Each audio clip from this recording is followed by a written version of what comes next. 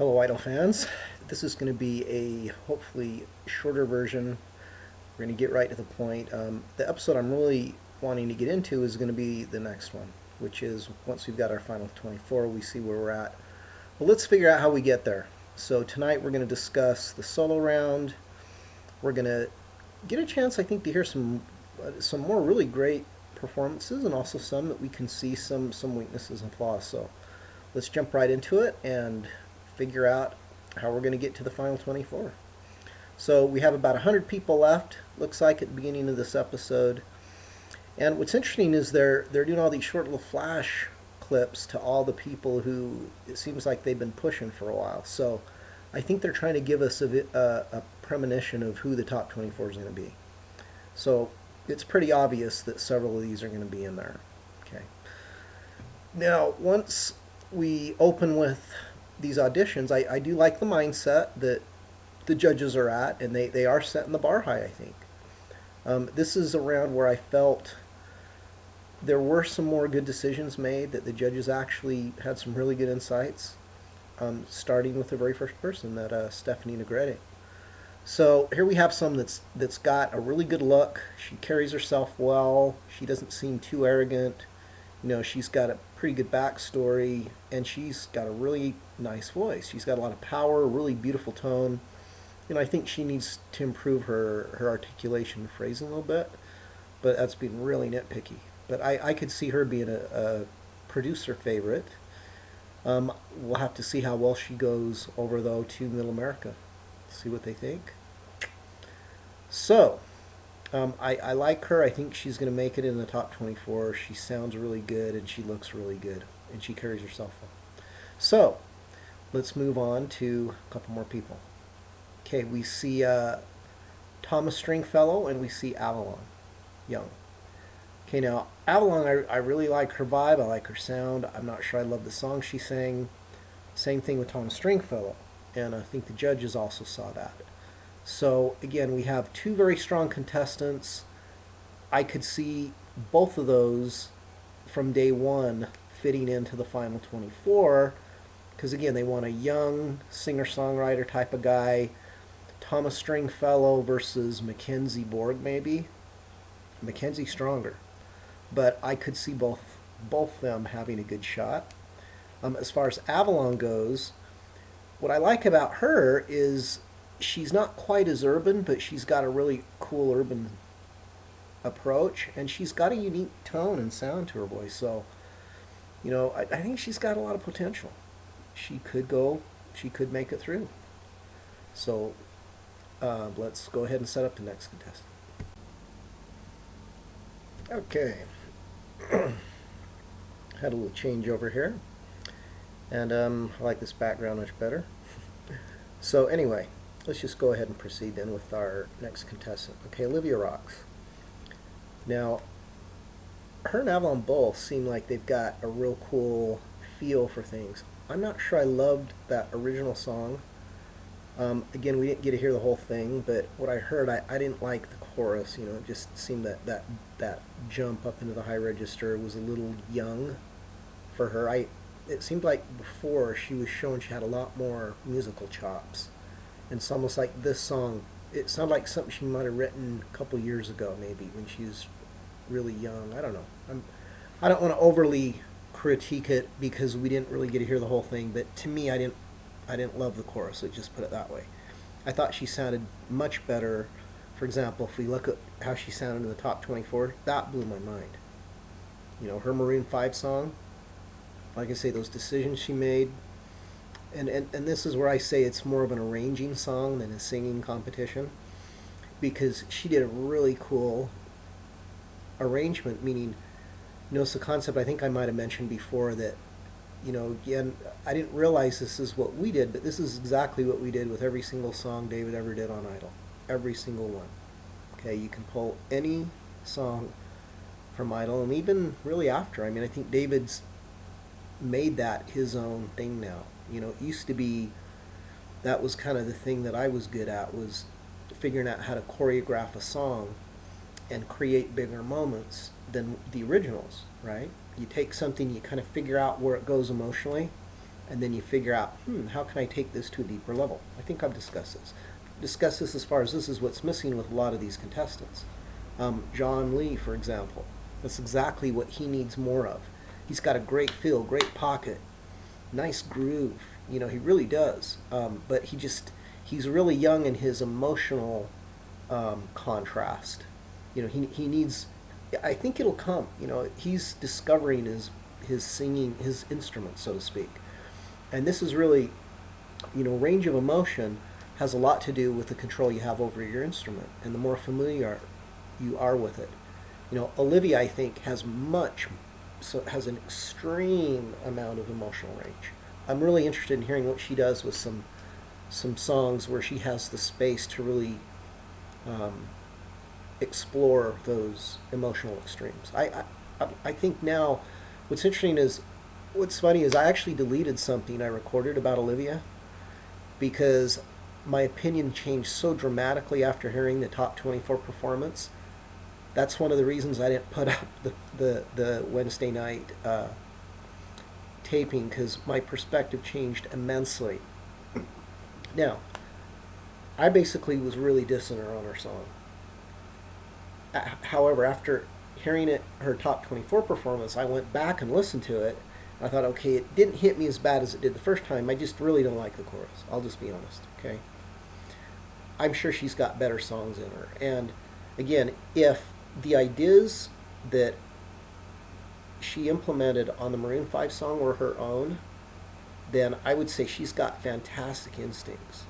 Okay, if it was some of the vocal coaches, I'll give them credit for the ideas. Whoever came up with those ideas, let me just say, that's what this show is about. That's what it's about. It's reinventing an emotional moment that people already have experienced and are kind of anticipating. And then what you do is you take them somewhere different. Somewhere different. Hope that came out right. That's exactly what every single arrangement David did on Idol, and that's kind of when you're a jazz musician, that's what you do. It's like every song you have to explore the original melody, and then you go different directions with it. And in jazz, you actually create completely new melodies. So it's actually a few steps beyond what you need to know to be a pop musician. But if you know that stuff, it gives you a lot more freedom and a lot more choices and just a lot more confidence that you can deal with how to make moments more special. So anyway, let's give Olivia a lot of credit for her top 24 performance, but we are still talking about top 50 ones. So let's go through there. John Wayne Schultz. Okay, you people know that I want to like him, and I do. If I ever meet the guy, I don't want him to feel that I don't appreciate what he's doing. I just think matter of fact, I know exactly how to help him. So I hope I can get a hold of him, seriously.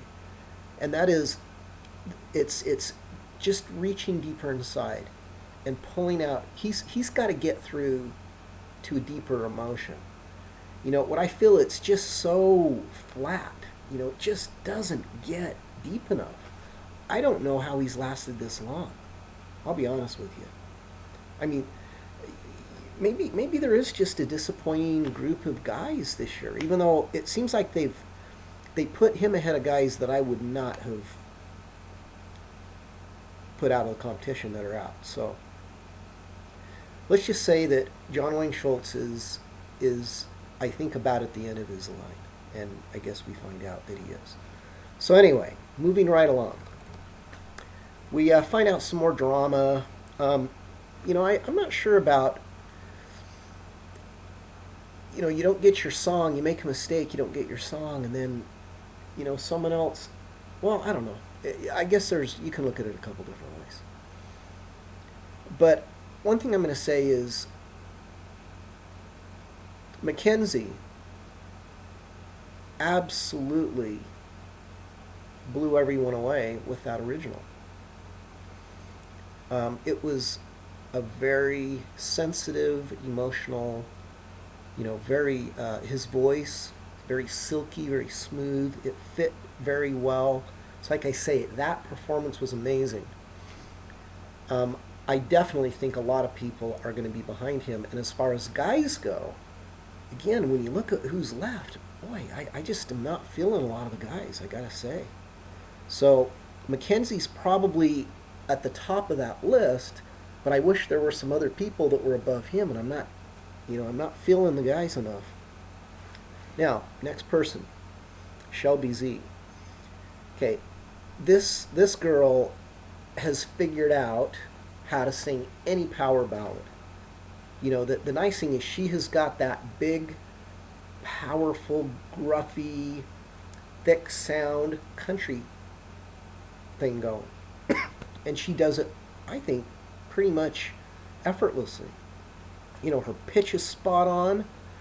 She can make those notes as big as she wants to make them. So it's really just, again, the rest of her image. I know she's not probably very apologetic about her appearance, but I know some people it's going to be a big issue. I see her definitely sticking around for a long time. I could see her making it top maybe 5, maybe 3. But I don't think there's any way she would win. Just because I think her image is a little bit too. They need. There's other people here that I think are gonna just have an advantage. Let's just put it that way. They're gonna appeal to the group that she won't appeal to. Let's put it that way. Now, I think she's amazing. Musicianship wise, I'm really looking forward to her sticking around a long time. If she can make it to the finals, I doubt she will, but I'd love to see her stick around for a while. All right, now we get to Corey Wheeler. Corey Wheeler is somebody also that he just reminds me too much. To me, he's like a Lita Wise or a Chris Allen or a David Cook, but not as good. He might be about the same as Lita Wise, but there's just something about his overall image that is only. I'm just not feeling him enough. I'm giving him about an 8, but he's not in the 9 range as far as overall what I'm feeling from him. And to me, that's where you've got to be. And there's no way he's the bookend to Kelly. So I was surprised that he continued. But at this point, this was a cool rendition. It's a nice vibe, but I just don't see him going far. Now, James the Eighth. He's the big surprise for me of the guys, because I'm just not feeling his depth. He's a really nice guy. I really like his personality. I think I'd like to hear him as a guitarist more.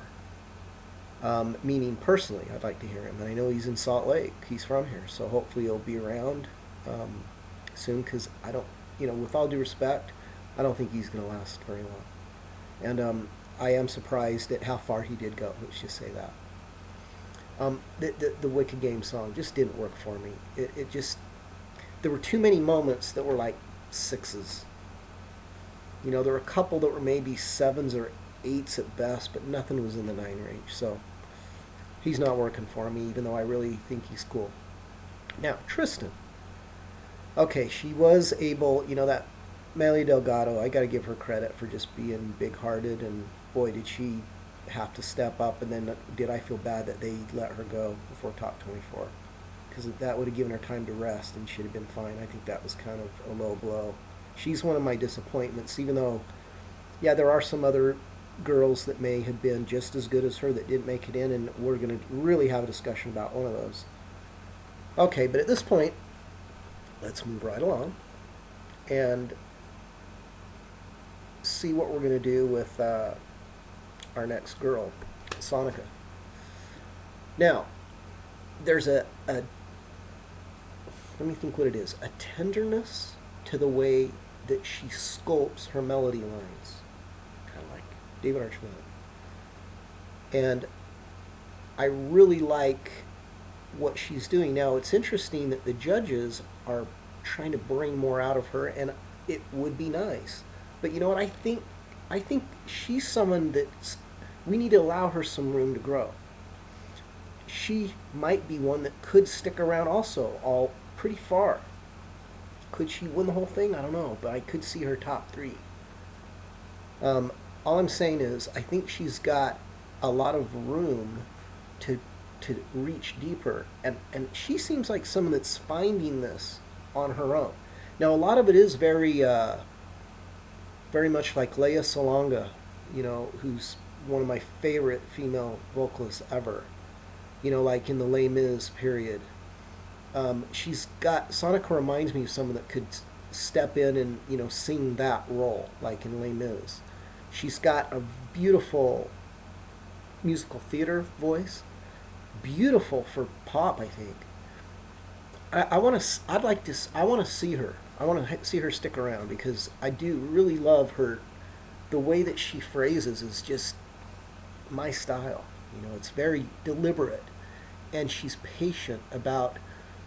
She fills up the space. It's rich and thick. It's not just thin. And an example of thin is Emily Brooke. Even though she's got a great voice, I like her voice. I like her vibe and everything. But her voice is thin. It's in a real small place. Sonica's is much richer and rounder. So, same thing with that Sarah Sturm. We will mention Lee John. Again, I like his sound. He's just still so young. He's good to have around for the show. I see why they like him. He's definitely a unique image. Real likable kid. But he doesn't have the depth yet of expression. His depth of emotion isn't there yet. But I think, as I mentioned, all of his other skill sets, his feel for the pocket, his groove, his musical instincts and sensibilities, he just needs his instrument to mature. He needs to grow in. He needs his voice to get through the rest of puberty. And I think he'll be in really good shape. So his only problem is going to be timing. I could see him going through a little bit further, but I don't think he's going to last all the way. Sarah Stern. Okay, she's someone I'm just going to say right now. I'm disappointed that she didn't make it to top 24. Now, we didn't hear everything, did we? But what I heard was really good. I just feel bad. I think she should have gone before a few others, and some of the others are definitely going to be just setups to fall out as they whittle it down to 10. Hate to say it, but it's the way it is. And if you don't think the producers have got that dialed in by now, you're fooling yourselves. Okay, I guarantee you there are definitely people that are being, just completely directed into our minds to be the ones that we're going to go for. Jen Blosel. Okay, absolutely perfect, quirky indie girl. They've had different characters on the show over the seasons. I don't remember the names of most of them, but I'm sure a lot of you do. I think Jen is the best, what should I say? So far, her gimmick is really, so far she's doing a great job of making it work for every song she's picked so far. I just don't know if she can continue to show more angles, or she's just going to reinvent the same thing and just tweak it. Okay, and there's a big difference. But I will say that she's doing a great job so far of song choice, and her vibe is so out there that she's so unique. She's a producer favorite. So I see her totally making it into the touring group of 10. Okay, Emily Brooke. Again, we've talked about her. The song What Hurts Most, she does a really, really nice job with it. But, I really like her work ethic. You think of, she did improve a lot from last year to this year. And like I say, she'd be someone that'd be fun to work with because I think there's a lot of upside potential with her talents and abilities. And she emotes a really good vibe. Her vibrations in her voice, even though, again, it's kind of like her voice isn't matured enough either. She's like way better than, say, a Taylor Swift at her age. Way better as far as musicianship. I don't know what her songwriting skills are. Again, don't say I'm dissing Taylor Swift because she's a fantastic songwriter. I'm giving her all the credit in the world. But just, her musicianship, control over her voice, and even guitar. She's not like at a expert level there. She's just good. Whereas I think Emily's way better as far as her skill set and what she can eventually become. She's got a lot more to let's put it this way. She's overdoing things right now. So some of this is just musical instincts need to mature a little bit so that her discretion is between the ideas that, she's trying to throw everything into it, kind of like a little, not extreme to say Thomas Stringfellow, but it was still way more than the song needed. And she needs to leave more little like breathing spots. And that's why I think people are going to have a hard time completely connecting. All right, now, Meili Delgado. Again, I really like her vibe, her feel, her sound. And I'm glad that the judges gave her the benefit of the doubt here. Like I say, I'm really bummed that she didn't make top 24. Okay, this other girl, Neon Dynasty. I don't even remember her. Uh-oh. Okay, I'm going to take a quick little break. I need to make sure I remember who she is. Okay, no offense intended to Neon Dynasty. I now remember she is the other girl that couldn't sing because of her voice and did the best she could. I thought she sounded pretty good too. But again, we didn't get to see her much at all, so hard to say what really, we just don't know enough about her, as neither did we know about a lot of the other people that we see in the final 51 when they're the basic final judgment step. There's people there, it's like, who were they? I mean, we didn't even get to hardly see them, if anything. So there were a lot of people that I think were obviously highlighted from the very beginning and kind of build up to be their, what you're going to see the top 10. I mean, I can pretty much tell you who the top 10 is going to be without having to know. And that's probably been coming for, I'd say probably the last couple weeks. You can kind of see who they're dialing in on. So all good though. I think it's going to be a good group, and I like the diversity. I do think the guys are. I see where they're saying it's a women's season most likely, and that may be what they're looking for a Kelly Clarkson, another small town girl that makes it big. Okay, who fits that? Okay, there's a few. So just kind of look through, think of who the big female people have been, even the ones that didn't win. Okay, who best embodies all of them? I'm not gonna, you use your own creativity, because I'm not saying any certain person really stands out. Maybe they do, maybe they don't. But anyway, that's what's fun about this. Okay, here we go. So, I'm just going to touch briefly then on Neon Dynasty because we didn't really get a lot about her. But Jessica Cabral, I got to just say, if she was sick, you certainly couldn't tell. And as far as spectacular vocal of the day, who was in that category? She was in her own category as far as I'm concerned.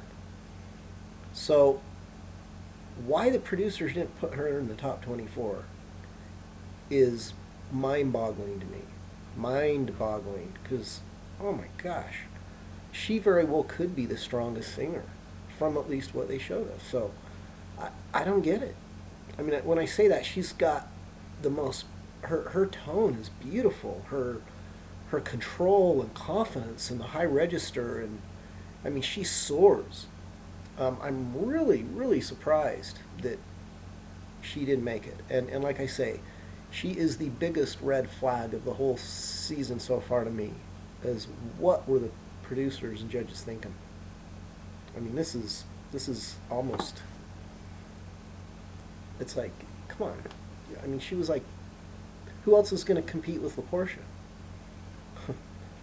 I mean, there's no one that's singing in LaPortia's ballpark, so LaPortia's going to have to carry that every single week. Jessica would have been a really good person to fill that out. I'm really disappointed. All right, being honest about it, but that's the way it is. Joshua Wicker. What happened? Oh my gosh. Okay, let me explain something. This would be one worth watching again. Now, I'm going to give another plug for the blogs that educated me about American Idol when we were there. And that's, again, that MJ's Big Blog and also Ricky's. Um, I've noticed that they have the ability to do these live blogs and embed the videos the next day. And what I'm going to say is, it's probably a good idea for you guys to go over there and just have that up because they've got videos in there that'll make it easier for you to refer to these people. Or if you've just got your own American Idol links, it's fine, I guess, too. But I just find they're really interesting and they're really good at it because they've been doing it forever. So if you want quality opinions, I think you'll get a lot of that from those sites. Okay. And I haven't even talked to them forever, so I don't know what they think of me and if they even do think of me. But at the same time, Ricky was always a nice guy. MJ's I met once. I know she wasn't too fond of me for some reason, not sure why. Anyway, let's continue here and finish things out.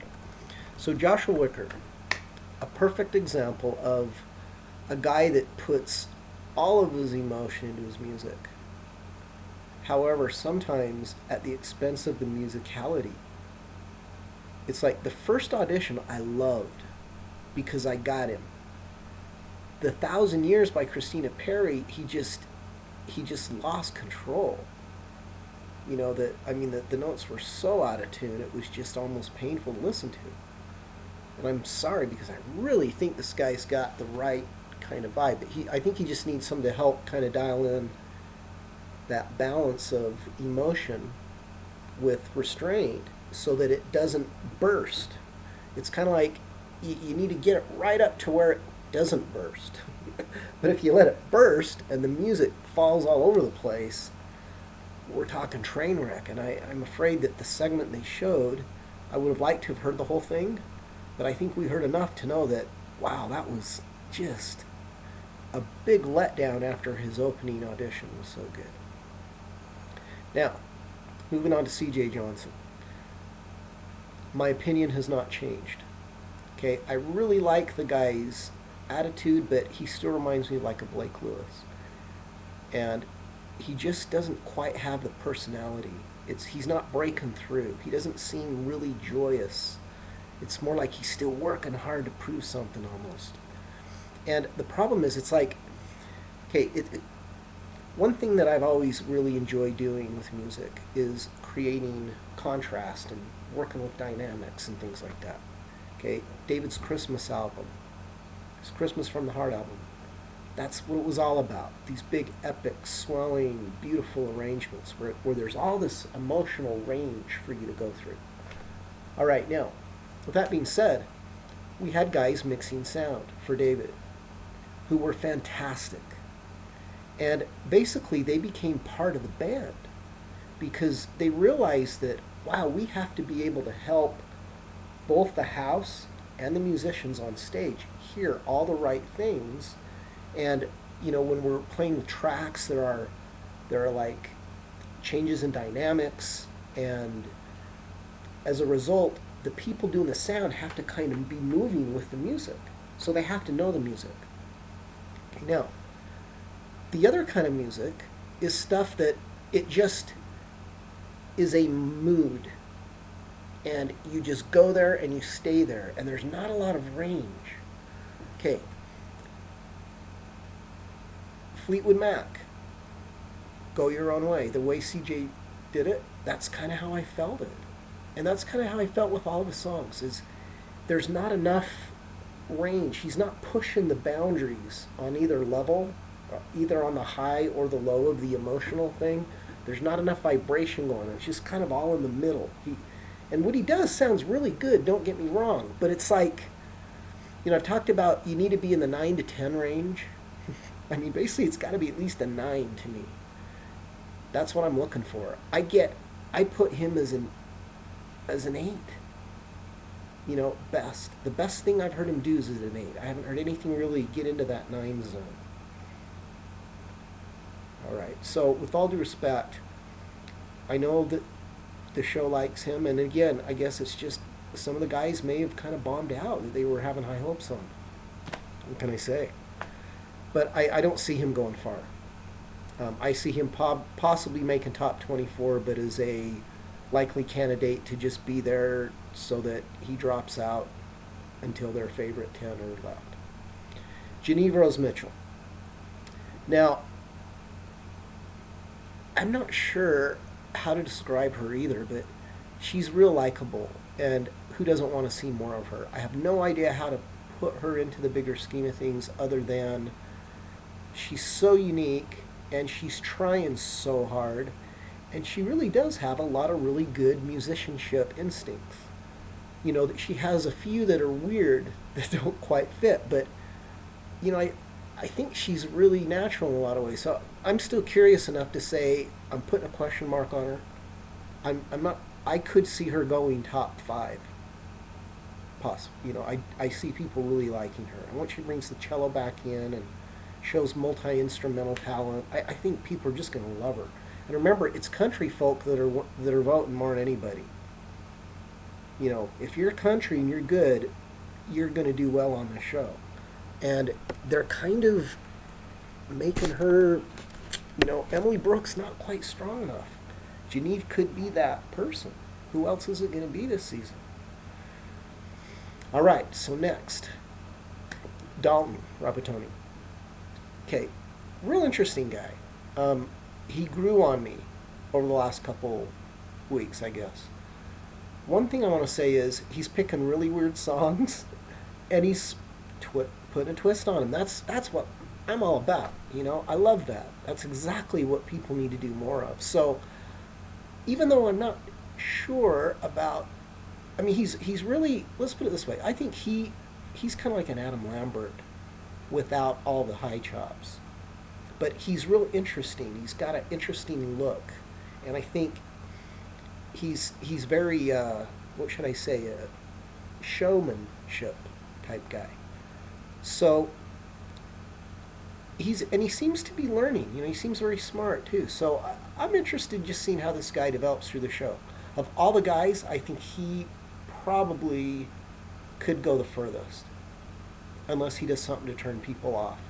So let's see what he does. I think he could do pretty well though. All right, now that being said, we know what's coming up. Now, what you guys probably aren't aware of though is we're thinking 3 rooms. You know, oh, one group is going home, and the other 2 groups now get to compete to see who the final 24 are. No, remember? They've already picked the final 24. They've actually picked 2 groups to go home. The second group just has to be delayed, and they have to be the concept that they use on these blogs of cannon fodder, I hate to say. But, you know, they're playing them along. Oh, yeah, huh. But they already know who they are, guys. They probably already know who they want to be the top 10, if you haven't noticed. They're subliminally programming it into our minds who we should be thinking about, okay? And, hey, I agree. If the show can do it, but it's just not fair to everyone else. You know, that's one thing. Okay, from personal experience, and if anything, like I say, my experience behind the scenes in very many different situations is observing different seasons as well as the entire one of ours. There are different priorities that the producers have, and they do manipulate things, and they do put roadblocks in contestants' ways, and in some ways sabotage certain contestants. And I hate to say it, but it's happened. You know, I was watching a thing from the Top 24 thing tonight, and Ricky Minor, the music director, I remember one week him coming in and sitting down with all the contestants and telling them, hey, you know, I understand there's been a lot of stress and pressure because people's arrangements aren't sounding the way that they thought they should. And see, this is, again, something that most people don't understand. You have to be a contestant or be behind this to really understand what this means and what it feels like. But remember, the weeks that they're there, the time they're there, are so busy trying to figure out how to do this stuff. And it's not like there's much of a roadmap. You have to either be prepared already, which the smart people are. They've anticipated all these rounds. So they've got their songs lined up. And yes, sometimes you're limited to songs on a list, but a lot of times they'll work with you. Okay, you just have to see, that's another thing. They'll play favorites sometimes. They'll pull strings to let, in other words, they'll let one contestant get a song that another contestant couldn't get, or one contestant will get a song cleared, and you'll think it's your song, and the next thing you find out is they're giving it to somebody else, and then they're letting them change up the song, yet the song that they're sticking you with, they won't let you change. And they're saying, no, it has to be just like the original. It's like, well, the point of this show is to not do it like the original. And you're limiting us to that. That's just not right. That's not fair. Then let us pick a different song. Yet it was their song, a producer choice. So must say that those are things that you just think about and wonder why. But you got to roll with the punches. Okay, here's what I learned. I could have sit and stood for what I thought was principle. I just thought it was wrong. It was not fair. It wasn't right. Now, at the same time, I could sit and gripe about it, or I could just, well, we got to make the best of our song that we can. Now, that's what these contestants have to learn to do. And Dalton has got this dialed in. I'm really impressed with that. I want to give him some credit. Okay, so we got 75. They're divided into 3 groups. Do you realize that the final judgment, in a way, is that's just for dramatic tension? They already had their 24 at 75. Okay, remember that. So, like I say, all those other people in that second room, they were like just, well, I shouldn't say second room, but they'd figured out who the 24 were. Let's just put it that way. So, at this point, we will proceed to the top 24. And I'm going to take a small break, and I will come back for a rundown on that one. Okay. So this leads us up to Dalton Rapatoni. And, he's picking some pretty cheesy songs and actually making them fun and interesting. So I'll give him credit that he's got a lot of the right elements that to me are what make you an artist, and that is the ability to be creative. He's dealing with this very well, and I don't know if these are things that he planned ahead of time or if he's coming up with these on his own. If he is, I'm really impressed.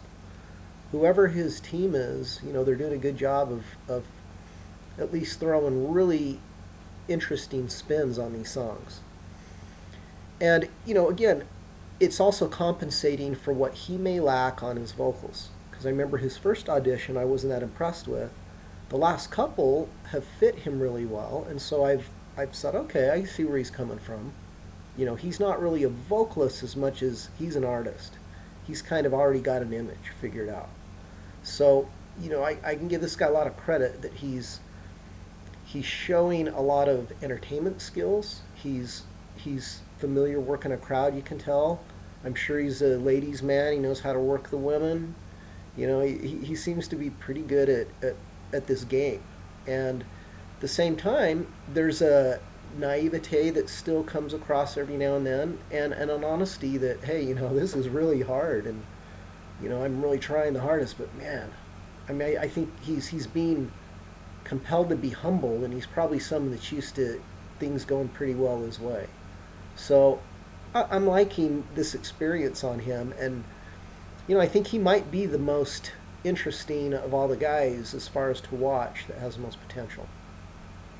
So, with that being said, let's go ahead and think about the breakdown of 75 to 51, and then the setup for the next episode, the final judgment.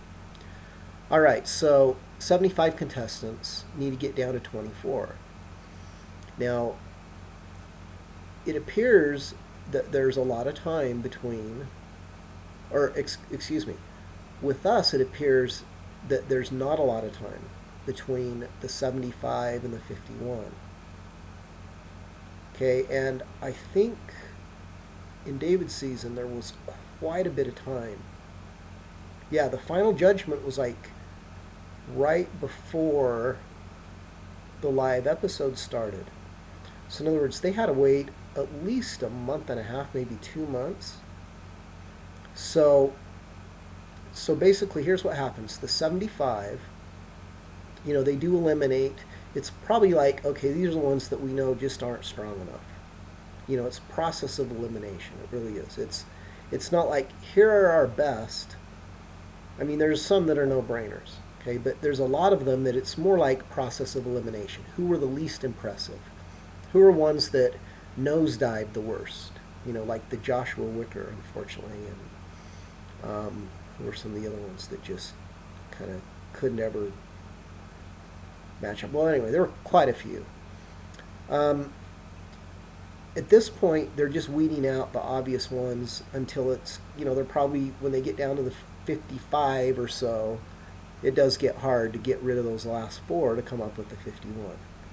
Okay, but then once they're at the 51, again, they've already got their 15 or 20 that they know they want in. So again, then it's kind of like, okay, let's eliminate of the 51. Now, who are the ones we were borderline already when we were going from 75 to 51? You think about the mentality that's going on here. Okay, so the 51 needs to get down to 24. And remember, they're also now casting for the show. So if there are any people that are doubled up, that there's redundancy, or they're just not standing out enough. And you'll notice as we start going through this episode, that's exactly what happens. Okay, we start seeing these faces like, oh yeah, I kind of remember them for a minute, but I don't really remember them. So we're going to see a lot of that now as we go through this process.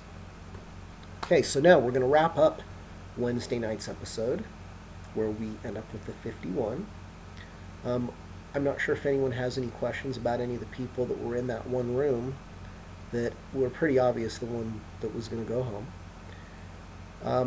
There were a couple, but most of them I didn't think there were any real disappointments. If anything, the disappointments were prior to that. All right, so let's go ahead and just keep moving right along with the top 24 results.